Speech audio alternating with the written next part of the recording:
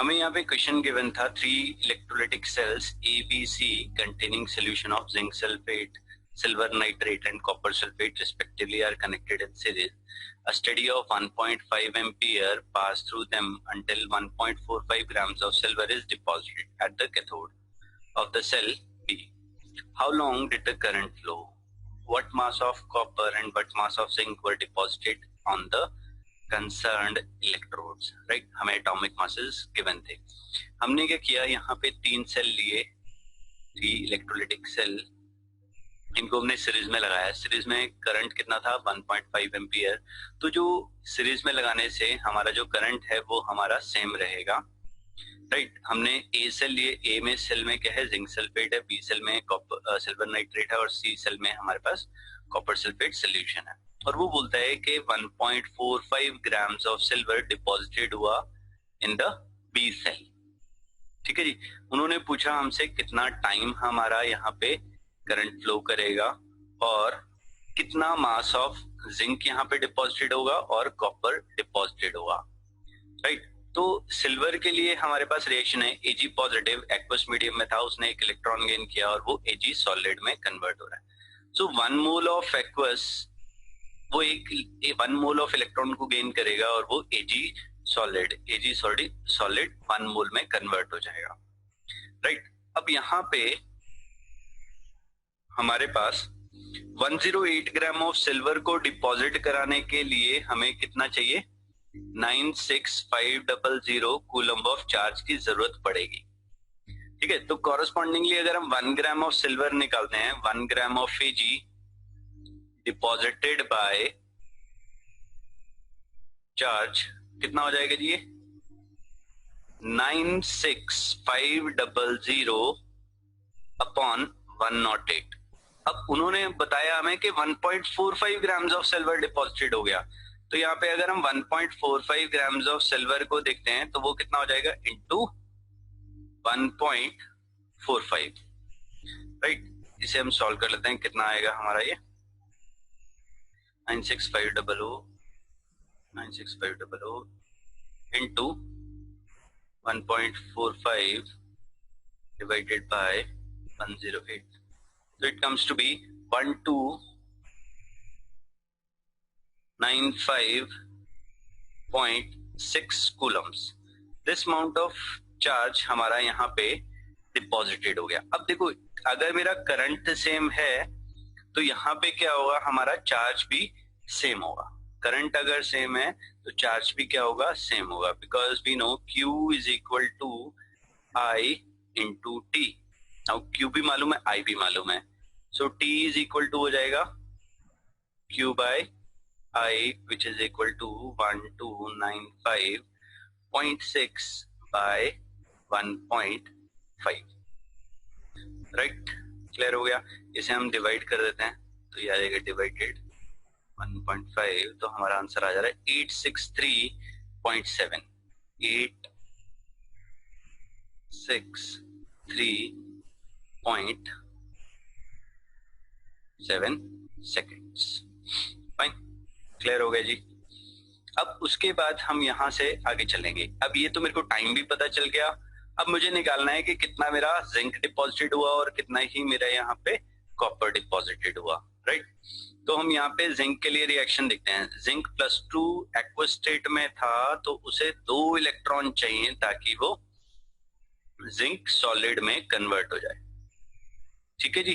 तो 2 मोल इलेक्ट्रॉन से मेरा 1 मोल ऑफ जिंक डिपॉजिटेड होगा. 2 मोल ऑफ इलेक्ट्रॉन से मेरा 1 मोल ऑफ जिंक डिपॉजिटेड होगा. राइट. क्लियर हो गया. अब मेरे को वेट राइट साइड पे रखना है तो मैं यहाँ पे क्या करूंगा, 2 इंटू 96500 1 मोल के लिए निकाल रहा हूं. Coulomb of charge will deposit zinc is equal to कितना हो जाएगा जी, उसके एटॉमिक मास कितना है 65.4 ग्राम्स. राइट. तो हमारे पास 1 कूलम्ब ऑफ चार्ज के लिए कितना हो जाएगा, 65.4 डिवाइडेड बाय 2 इंटू 96500. राइट, ये ग्राम्स में आ जाएगा। अब मेरे पास चार्ज है 1295.6 कूलम्स। इसके लिए करने के लिए मेरे को क्या करना पड़ेगा, इसे मल्टीप्लाई कर देते हैं, राइट, इसे हम सॉल्व कर देते हैं, राइट। तो ये आ जाएगा 65.4 into 1295.6 divided by 2 divided by 96500. It comes to be 0.439 grams. 0.439 grams, right. ये तो हो गया मेरा जिंक डिपॉजिटेड। अब कॉपर डिपॉजिटेड में क्या हुआ, कॉपर +2 एक्वस स्टेट में होता है, ये भी हमारा 2 इलेक्ट्रॉन गेन करेगा और ये कन्वर्ट होएगा कॉपर सॉलिड में। इसके भी 2 मोल से हमारे 1 मोल ऑफ कॉपर डिपॉजिटेड हो रहा है। तो 2 into 96500 coulomb of charge will deposit copper. Copper कितना डिपॉजिट करेगा, उसके एटॉमिक मास जितना। उसका एटॉमिक मास हम देख लेते हैं, ऊपर हमने कितना लिखा है 63.5 ग्राम्स। 63.5 ग्राम्स, तो 1 कूलम कितना करेगा, 63.5 डिवाइडेड बाय 2 इंटू 96500। हमारे पास चार्ज है 1295.6 कूलम इंटू 1295.6, ये ग्राम्स में आएगा। इसको हम कैलकुलेट कर लेते हैं, 63.5 into 1295.6 divided by 2 divide by 96500, and it comes to be 0.426 grams, right. इन्होंने 2 चीजें पूछी थी, कितना अमाउंट ऑफ सब्सटेंस हमारा डिपॉजिटेड होगा और कितनी देर तक हमारा करंट फ्लो करेगा, ये भी हो गया, राइट। यहां पे हमारा एक क्वेश्चन है, how many moles of copper, how many moles of copper will be deposited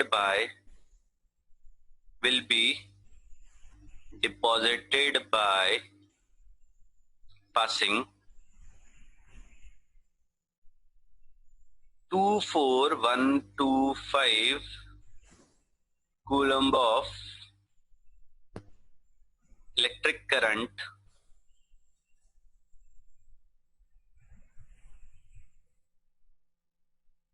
through copper sulfate solution, through CuSO4 solution, right. हमें ग्राम्स बता दिए, कितने मोल्स निकालने हैं, फाइन। अब कॉपर का जो हमारा एटॉमिक मास होता है दैट इज 63.5 ग्राम्स, राइट। अभी हमने यहाँ पे पीछे वाले क्वेश्चन में यूज किया था, ये दिया हुआ है कॉपर का जो एटॉमिक मास था 63.5 ग्राम्स था, ठीक। तो कॉपर का अगर मैं रिएक्शन लिखता हूं, copper +2 electron, this will give us copper solid. 2 moles of electron से हमारा 1 मोल ऑफ कॉपर डिपॉजिटेड हुआ। तो 2 into 96500 coulomb of charge will deposit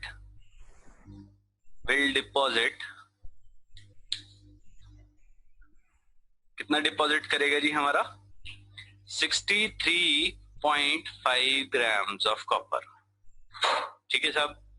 तो यहां से हमने 1 कूलम के लिए किया, तो ये आ जाएगा 63.5 divided by 2 into 96500 coulomb, right. इन्होंने हमें दिया 24152 नहीं 125 है, सॉरी 24125 कूलम के लिए हमारा कितना हो जाएगा इंटू 24125, इसे हम मल्टीप्लाई कर लेते हैं, राइट। तो ये आता है 63.5 into 24125 divided by 2 divided by 96500, it comes to be 7.93, ठीक है जी। 7.93, 7 आ रहा है, 94 ले ले रहा हूं मैं, 94 ग्राम्स आ जाता है, क्लियर हो गया। अब ये मेरे मोल्स नहीं बताया, उसने पूछा है मोल्स। तो अब देखो 63.5 grams of copper is equal to 1 mole। तो 1 ग्राम कितना हो जाएगा? 1/63.5 moles, राइट। अब मेरे पास वेट है 7.94 ग्राम्स, तो ये आ जाएगा इंटू 7.94 मोल्स। ग्राम से ग्राम कैंसिल हो जाएगा, इसका ग्राम और इसका ग्राम कैंसिल हो जाएगा। हम इसे सॉल्व कर लेते हैं। Comes to be 7.94 divided by 63.5 and it comes to be 0.125। ये आंसर आ जाएगा हमारा 0.125 मोल्स। ठीक है, ये ध्यान रखना आपको किस उसमें पूछा गया है हमसे। जिस तरीके का क्वेश्चन पूछा गया उस तरीके का हमें वहां पे आंसर बताना है। क्लियर हो गया? ठीक है, या देखो सिंपल सी चीज है, या तो वो करंट के बारे में पूछेगा, आई पूछ लेगा, या वो टी पूछेगा, या वो क्यू पूछेगा, ठीक है, या कितना अमाउंट ऑफ सब्सटेंस मेरा वहां पे डिपॉजिटेड हुआ। इस टाइप के क्वेश्चन आएंगे, इससे ज्यादा और नए टाइप के क्वेश्चन यहाँ पे नहीं बनते हैं, राइट। चलिए अब हम नेक्स्ट क्वेश्चन, नेक्स्ट टॉपिक की बात करेंगे, that is conductance of electrolytic solution। conductance of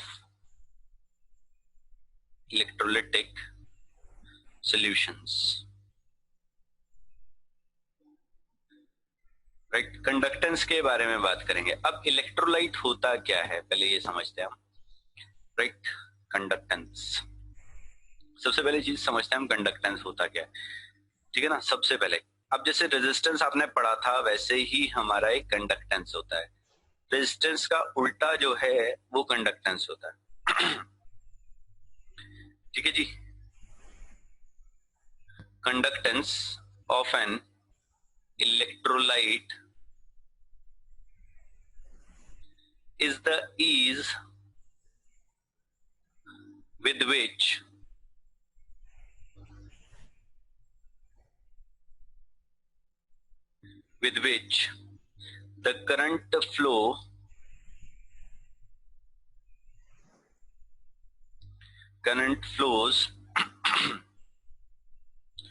through the electrolyte।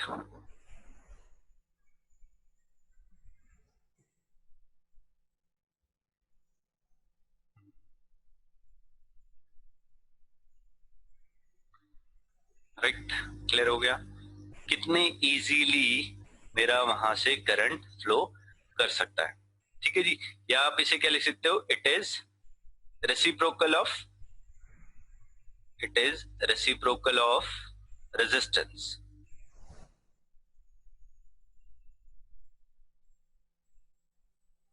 ठीक है जी। और यूजली हम इसे सी से डिनोट करते हैं कंडक्टेंस को, and is equal to 1/R। अब हम इसके यूनिट्स के बारे में बात कर लेते हैं।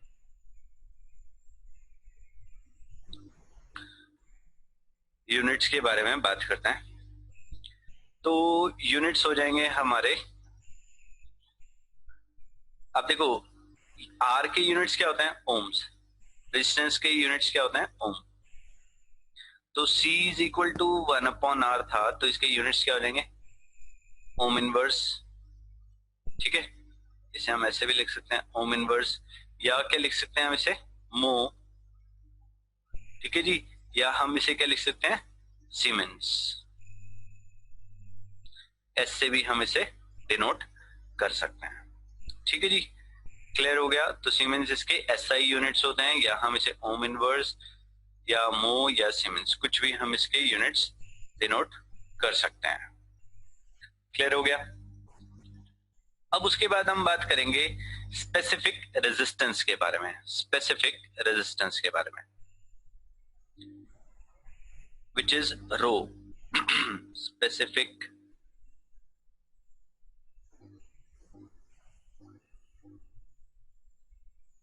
रेजिस्टेंस, इनकी डेफिनेशंस पूछ ली जाती हैं, क्या होता है स्पेसिफिक रेजिस्टेंस।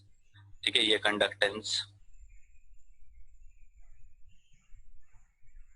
तो स्पेसिफिक रेजिस्टेंस क्या होता है, देखो हमने यहाँ पे पढ़ा था आर जो होता है that is directly proportional to length and inversely proportional to area, और यहाँ पे हम क्या करते हैं is equal to rho into L by A. अब ये रो जो है दिस इज स्पेसिफिक रेजिस्टेंस, या हम इसे क्या बोलते हैं रेजिस्टिविटी। ठीक है जी, या हम इसे क्या बोलते हैं रेजिस्टिविटी। क्लियर हो गया, रो इज स्पेसिफिक रेजिस्टेंस और रो जो है that is equal to R into A by L. Clear हो गया। अब हम इसके यूनिट्स के बारे में बात करते हैं, तो यूनिट्स क्या हो जाएंगे, अब आर के रेजिस्टेंस के यूनिट्स क्या होते हैं ओम, एरिया के यूनिट्स क्या होते हैं लेंथ स्क्वायर, लेंथ स्क्वायर। तो हम यहाँ पे इसे लेंथ स्क्वायर कर देते हैं। अब नीचे क्या लेंथ है, तो लेंथ लेंथ में ही आएगी, तो यहाँ पे क्या हो जाएगा ये यहाँ से कट जाएगा, तो इसके यूनिट्स क्या हो जाएंगे ओम्स सेंटीमीटर। ठीक है जी, ओम सेंटीमीटर कर सकते हैं या हम इसे ओम मीटर ले सकते हैं, जो भी हमारे लेंथ के यूनिट्स होंगे उसके अकॉर्डिंग हम ये ले लेंगे। क्लियर हो गया। तो units of resistivity, units of rho आ गए हमारे ये। ठीक है साहब, ऐसे ही हमारे पास क्या आता है स्पेसिफिक कंडक्टेंस आता है, या हम उसे कंडक्टिविटी बोलते हैं। स्पेसिफिक कंडक्टेंस और कंडक्टिविटी, राइट। क्लियर हो गया। अब जैसे रेजिस्टेंस का उल्टा क्या था कंडक्टेंस, तो ऐसे ही स्पेसिफिक रेजिस्टेंस का जो रेसिप्रोकल है वो क्या होगा स्पेसिफिक कंडक्टेंस या कंडक्टिविटी।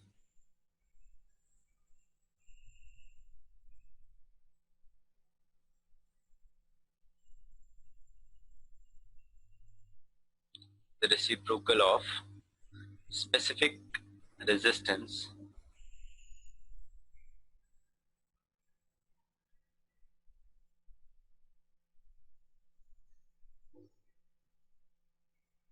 इसे हम कापा से डिनोट करते हैं, के ए डबल पी ए, के की तरह ही हम इसे लिखते हैं। ठीक है जी, तो यहाँ पे हम लिख देते हैं स्पेसिफिक कंडक्टेंस और conductivity kappa is equal to 1 by rho, which is equal to 1 by r into L by A, right? और 1 by r क्या होता था हमारा C, which is equal to C into L by A। इस तरीके से हम स्पेसिफिक कंडक्टेंस निकाल देंगे। ठीक है जी, अब हम आगे पढ़ेंगे, यहाँ पे इससे आगे भी और भी चीजें पढ़ेंगे, तो मैं यहीं पे ही करा दे रहा हूँ, फिर बाद में नहीं कराऊंगा। इन केस ऑफ इलेक्ट्रोलाइट्स के बारे में बात करें, देखो हमने इलेक्ट्रोलाइट्स के बारे में पढ़ना है तो यहाँ पे ही हम इसका जिक्र कर देते हैं। In case of electrolytes L upon A, right, L upon A is known as cell constant, is known as cell constant, जिसे हम G स्टार से डिनोट करते हैं। ठीक है जी, सेल कांस्टेंट, और उसे हम यहाँ पे लिख देते हैं G स्टार से डिनोट करेंगे हम उसे, राइट। तो कापा इज इक्वल टू, अब ये देखो 1 अपॉन आर क्या था हमारा कंडक्टेंस, और L अपॉन ए क्या था हमारा सेल कांस्टेंट। तो हमारे पास ये एक फॉर्मूला आ गया, जहां पे किसी भी क्वेश्चन में हमें स्पेसिफिक कंडक्टेंस या कंडक्टिविटी निकालनी है, that is equal to conductance into cell constant. Fine.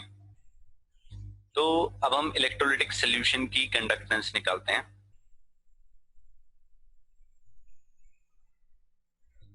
Definition लिख रहा हूं, conductance of the solution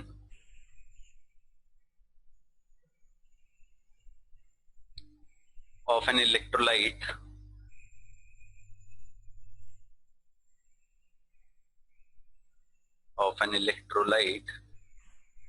enclosed in a cell with the two electrodes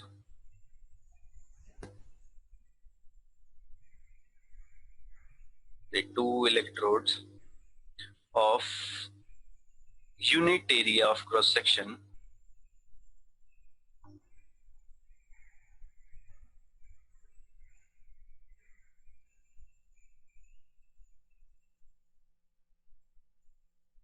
separated by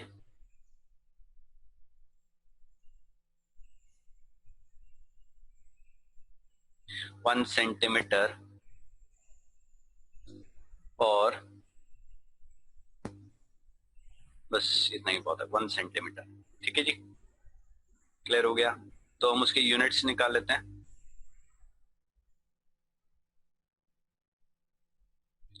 units of specific conductance,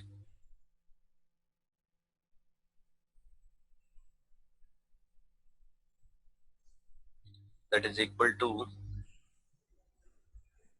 ohm inverse centimeter inverse और ohm inverse centimetre inverse. Clear हो गया। और siemens पर metre और siemens पर सेंटीमीटर। ठीक है जी, clear है। ये हो गया हमारा स्पेसिफिक कंडक्टेंस। ठीक है जी, क्लियर है।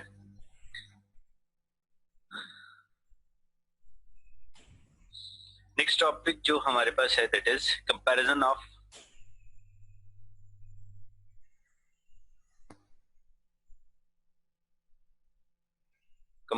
Of conductivity of solution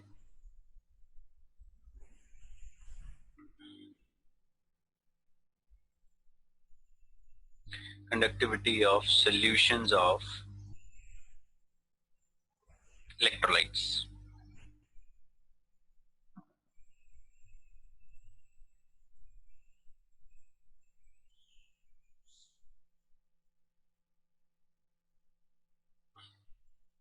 right, हमें कंपैरिजन करना है। अब देखो यहां पे क्या होगा, आपको पहले डेफिनेशन लिखा दे रहा हूं इसका। The conductance of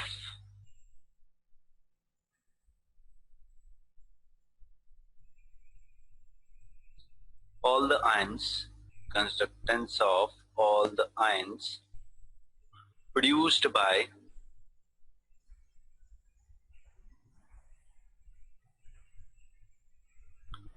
by 1 gram equivalence of electrolyte in solution and is denoted as lambda E। Right, electrolytes के लिए हमने क्या किया, लैम्डा ई लिया। राइट, क्लियर हो गया। This is the comparison of the conductivity of solution of electrolytes.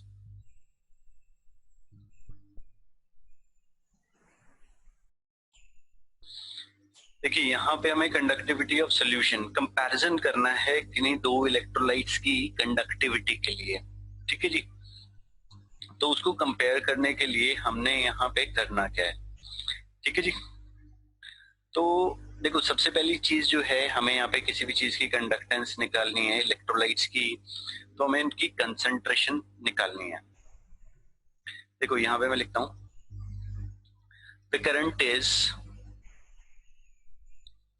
Current in electrolytic solution. ठीक है, the current is carried by the ions right? And their conducting power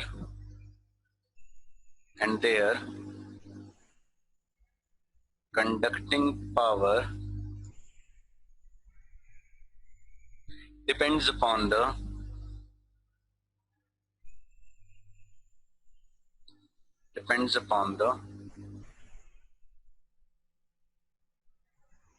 number of ions per unit volume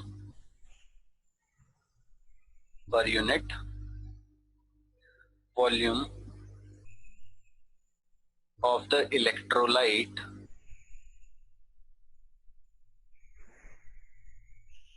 right? कितने मेरे ions हैं per unit volume, ठीक है जी। अगर मुझे compare करना है, if we want to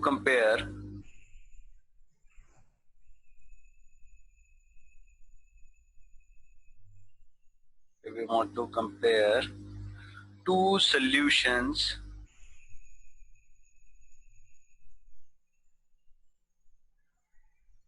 of different electrolytes,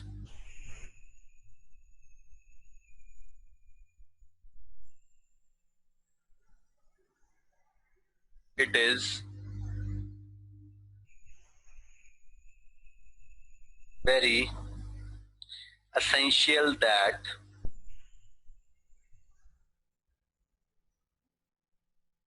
they have the same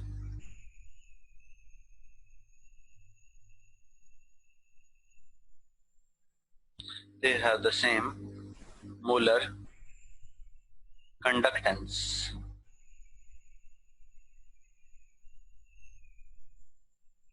or equivalent conductance,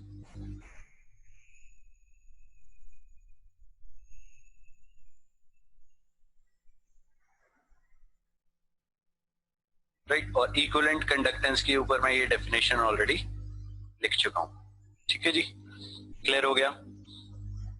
अब हम यहाँ पे बात करेंगे relation between equivalent conductance and specific conductance के बारे में, राइट? कभी कभी क्वेश्चन में वो हमें बोलता है कि मोलर कंडक्टेंस निकालो, कभी वो कहेगा कि इक्विवेलेंट कंडक्टेंस निकालो, तो उसके लिए हमें क्या करना है, उनके रिलेशंस चाहिए।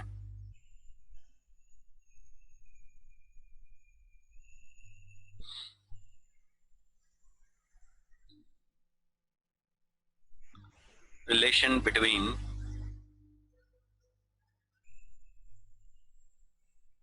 equivalent conductance and specific conductance.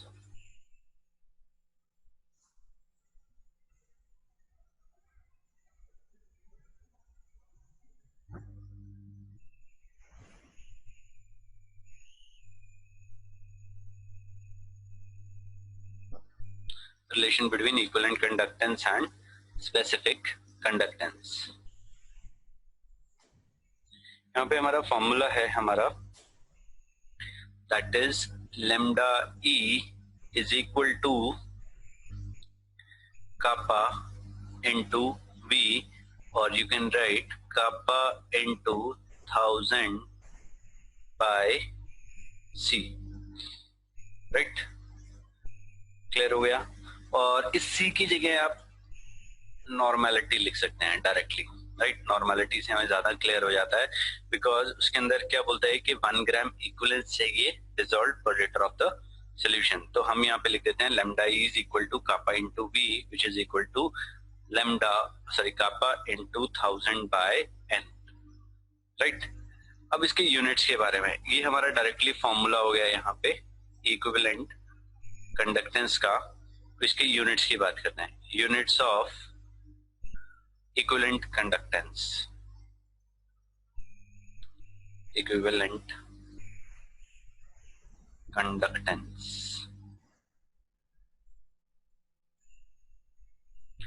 that is equal to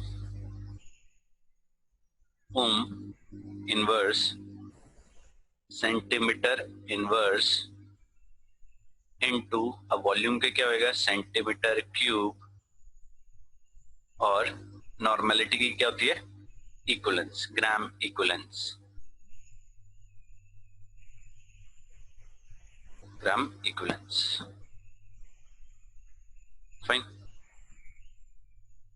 clear हो गया जी। तो अब हम इसे सॉल्व कर लेते हैं आगे।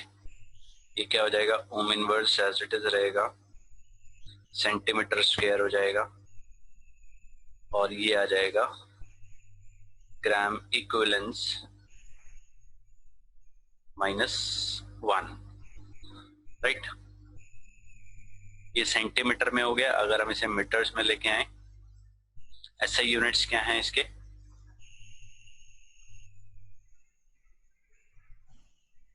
ऐसे यूनिट्स हो जाएंगे हमारे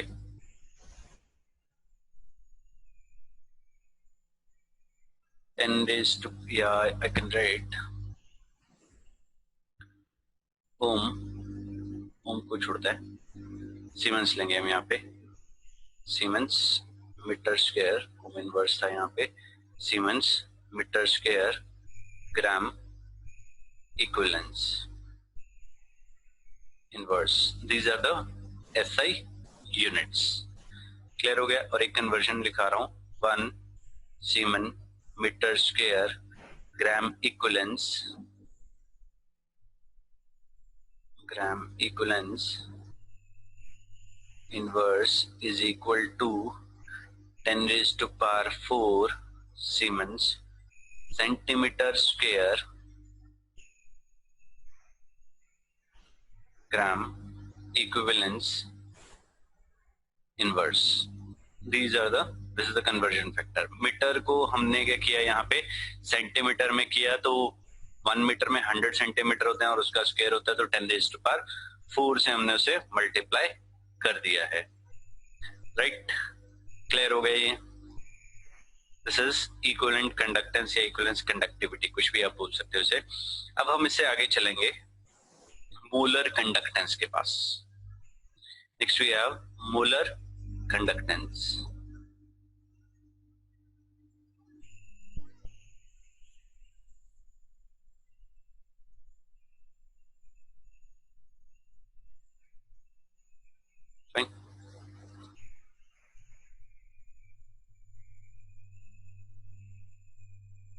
अब देखो यहाँ पे हमने क्या किया, अगर हम मोलर मास रख देते हैं इलेक्ट्रोलाइट का, अगर जैसे हमने ये पीछे वाला फॉर्मूला किया है, इक्विवेलेंट मास की जगह अगर हम मोलर मास रख देते हैं, तो जो हमारी कंडक्टेंस आती है इलेक्ट्रोलाइट की, उसे हम क्या बोलते हैं, मोलर कंडक्टेंस। ठीक है जी। तो इसका डेफिनेशन लिख देते हैं, it may be defined as the conductance of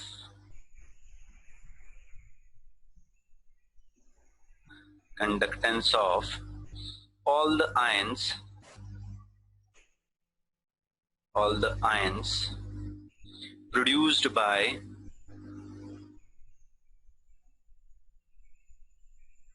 1 gram of the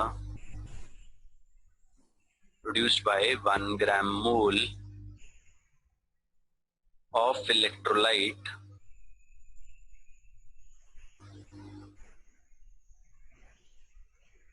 in solution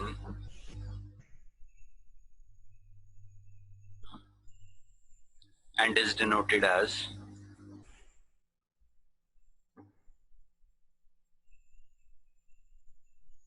lambda m and is denoted as lambda m। तो इसका फॉर्मूला आ जाएगा lambda m is equal to kappa into 1000 by c। यहाँ पे जो c है that is molar concentration, you can say molarity. ठीक है, this c is molarity, right. तो इसके यूनिट्स की अगर हम बात करें तो ये क्या हो जाएंगे,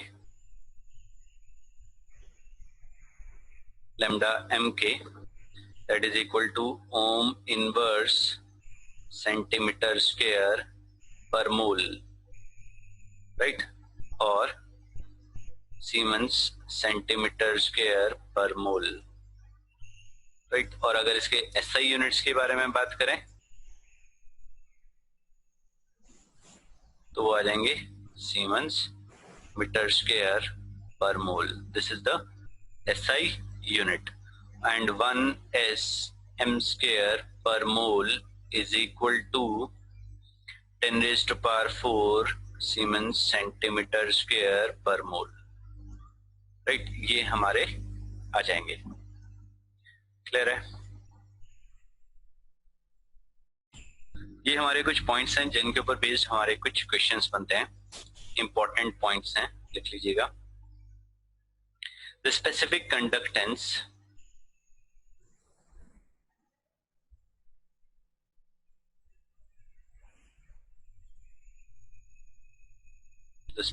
कंडक्टेंस और conductance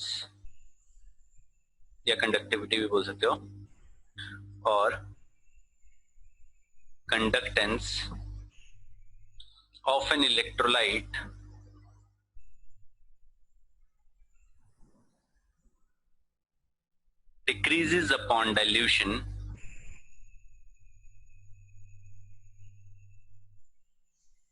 decreases upon dilution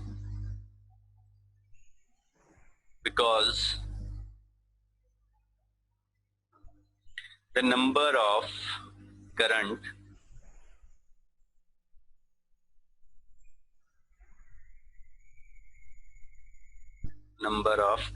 carrying ions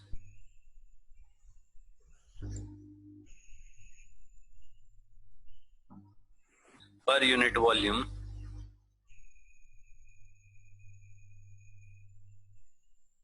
of solution decreases.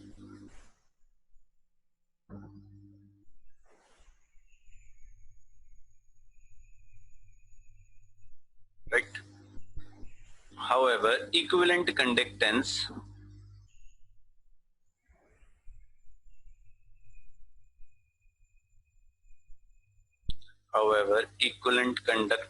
or molar conductance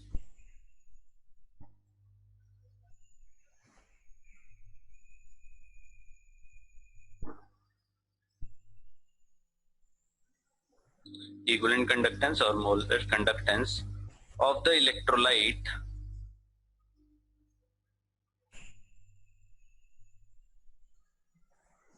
increase upon dilution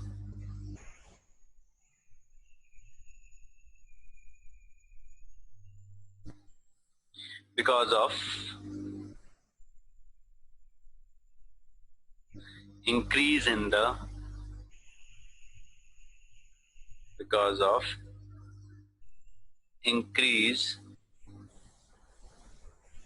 in the dissociation of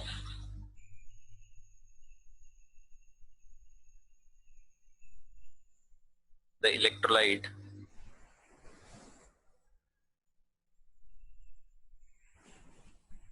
upon dilution. Right, बहुत इंपॉर्टेंट पॉइंट है ये और बहुत इंपॉर्टेंट क्वेश्चन है. ठीक है जी, क्लियर है? वहां पे क्वेश्चन पूछता है कि determine the variation in molar conductance and specific conductance on dilution. या ये पूछेगा कि हमारा on dilution specific conductance decrease करती है, बट जो मोलर कंडक्टेंस है वो हमारी इंक्रीज करती है. वाई? क्लियर हो गया? बहुत इंपॉर्टेंट क्वेश्चन है यहाँ पे, बहुत बहुत ज्यादा इंपॉर्टेंट क्वेश्चन है. क्लियर हो गया? चलिए नेक्स्ट पॉइंट एक और हम लिखते हैं यहाँ पे.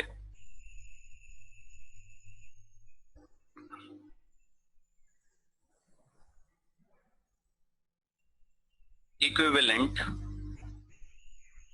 Conductivity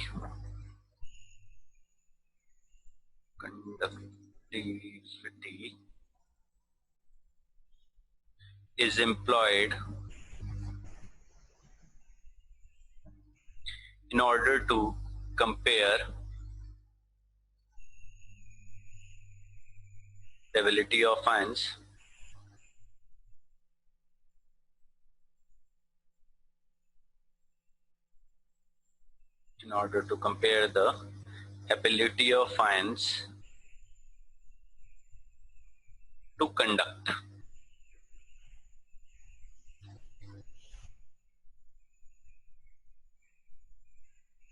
ions may be monovalent, bivalent, trivalent,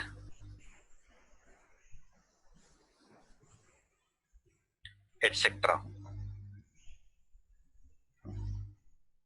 right, इसके अंदर हम ये लिख सकते हैं कि जो बाइवेलेंट आयंस हैं उनका ज्यादा चार्ज है तो वो ज्यादा कंडक्टेंस करेंगे। क्लियर हो गया?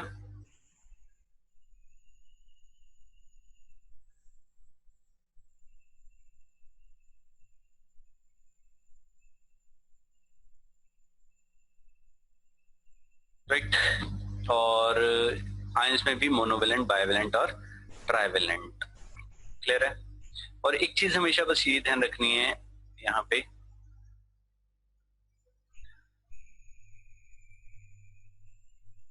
इक्विवेलेंट कंडक्टेंस, बस ये लास्ट पॉइंट लिख लिए, नटशेल लिखवा रहा हूं। Equivalent conductivity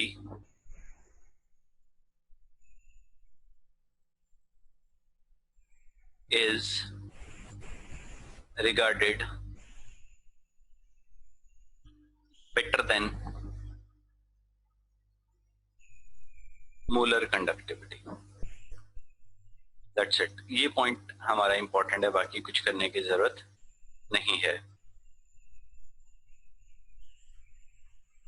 equivalent conductivity is regarded better than molar conductivity. Right, अब एक ने पूछा कि भैया हमारी डिसोसिएशन कैसे इंक्रीज करती है on dilution.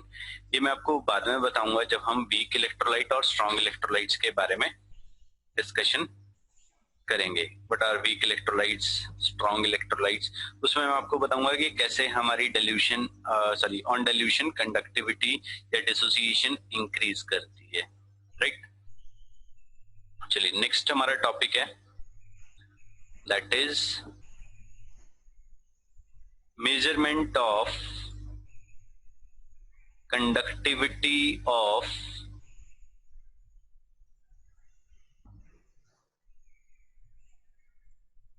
ionic solutions। ionic solutions की हम कंडक्टिविटी कैसे निकाल सकते हैं। राइट, अब यहाँ पे कुछ प्रॉब्लम्स आएंगी, वो हम बात करेंगे। ओके, अभी हमने पढ़ा था जो स्पेसिफिक कंडक्टेंस था, specific conductance kappa, that is equal to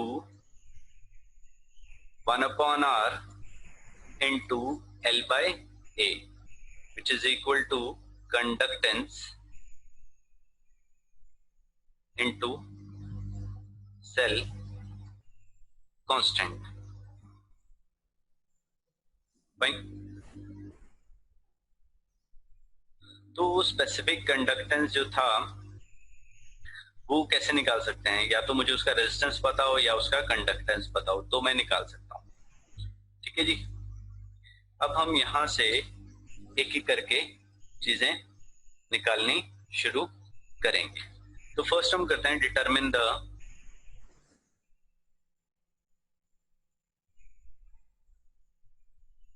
determination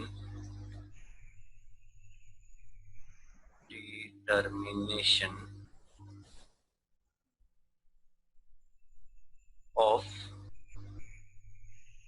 resistance or conductance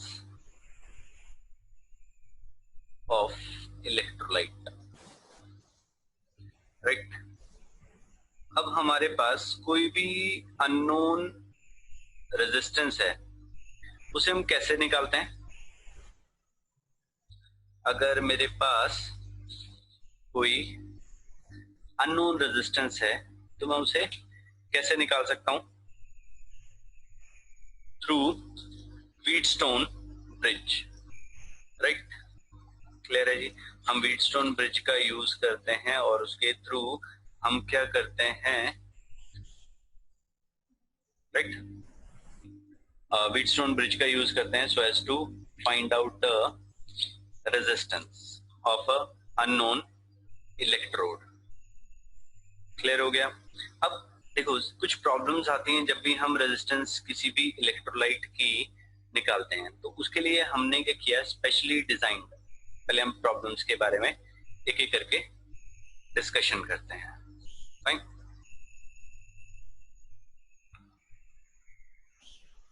हम कुछ प्रॉब्लम्स फेस करते हैं जब हम किसी भी मेटल का, सॉरी किसी भी इलेक्ट्रोलाइट का रेजिस्टेंस या कंडक्टेंस निकालते हैं।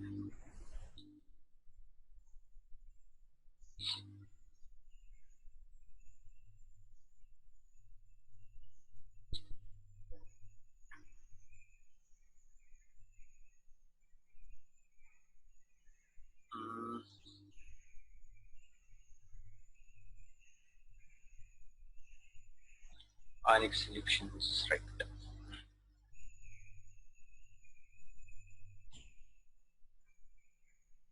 अब देखो यहाँ पे किसी भी अननोन रेजिस्टेंस के लिए मैंने अभी आपको बताया था, for accurate measurement of unknown resistance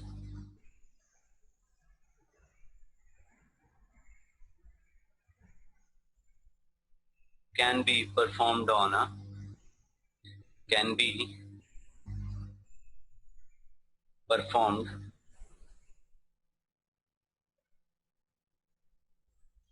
Wheatstone bridge, on a Wheatstone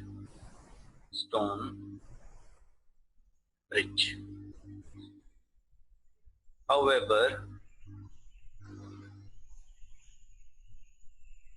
for measuring the resistance of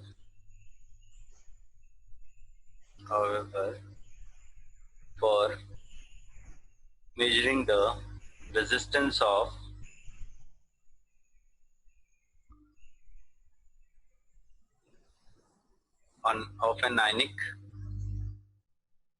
solution,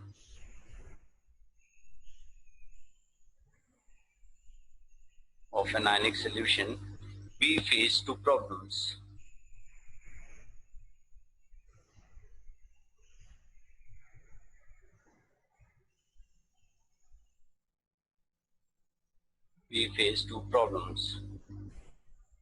First है bypassing DC direct current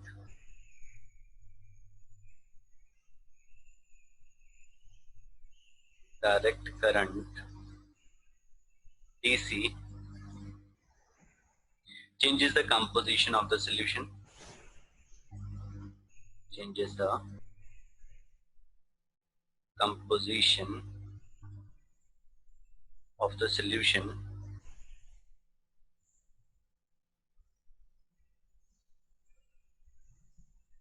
and second is a solution cannot be connected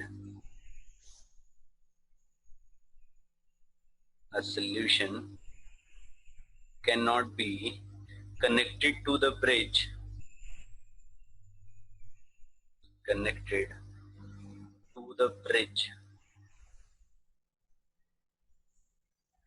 like a metallic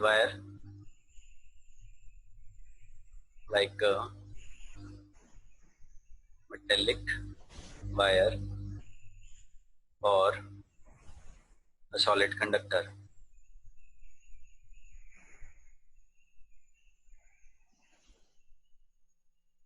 तो ये दो problems थी। अब इन्हें overcome करने के लिए हमने क्या किया,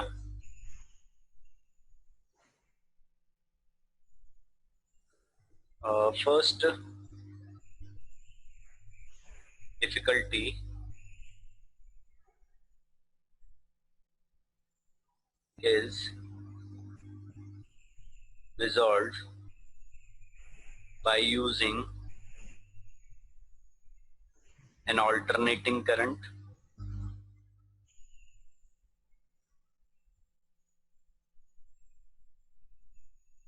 by using an alternating current source of power. The second problem is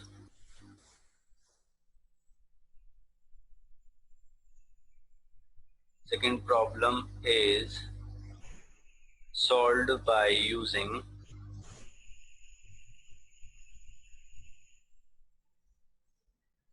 a specially designed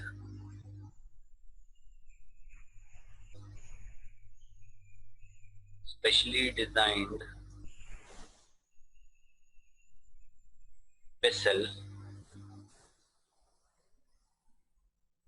called conductivity cell.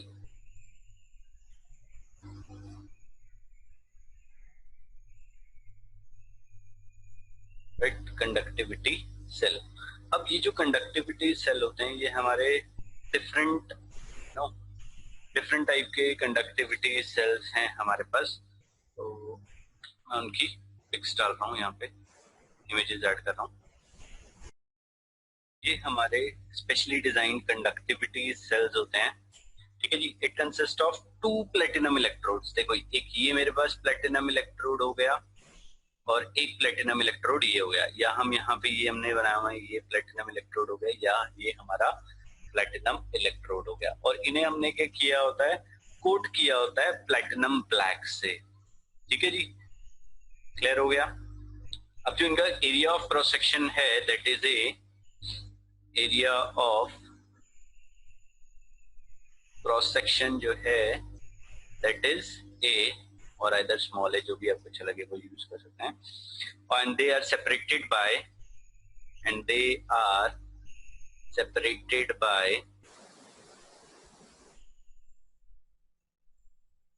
L distance.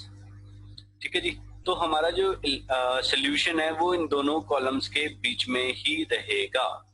तो अगर मैं यहाँ पे इसका रेजिस्टेंस निकालता हूं तो R is equal to rho L by A. ठीक है जी. और रो की जगह मैं क्या करते रहा हूँ, कापा पुट करते रहा हूँ, तो ये आ जाएगा L by kappa into A. ठीक है जी. हमारा जो सोल्यूशन है वो इसी के अंदर रहेगा जिसकी लेंथ L है और डिस्टेंस जो है वो क्या है, हमारा डिस्टेंस L से सेपरेटेड है और जो एरिया ऑफ क्रॉस सेक्शन है वो A रहेगा. और यहाँ पे हमने पढ़ा था L अपॉन A को हमने क्या बोला था, सेल कांस्टेंट. अब ये हमारी कांस्टेंट वैल्यू रहेगी क्योंकि ये जो सेल है ये हमारी ग्लास का बना हुआ है, तो ना हम इसकी लेंथ चेंज कर सकते हैं ना हम इसकी एरिया को चेंज कर सकते हैं. क्लियर हो गया जी. तो अगर मुझे उसकी L और A मालूम है तो मैं क्या करूंगा, उसका कापा निकाल सकता हूं. ठीक है जी.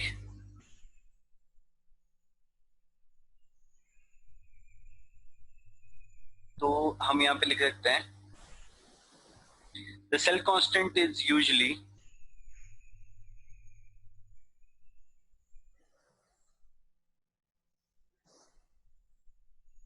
determined by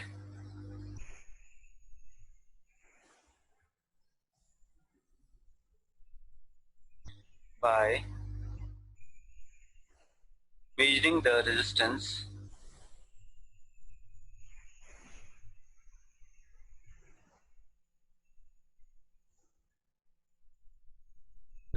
of cell containing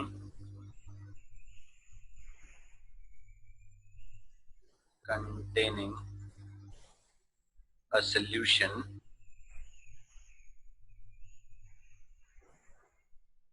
whose conductivity is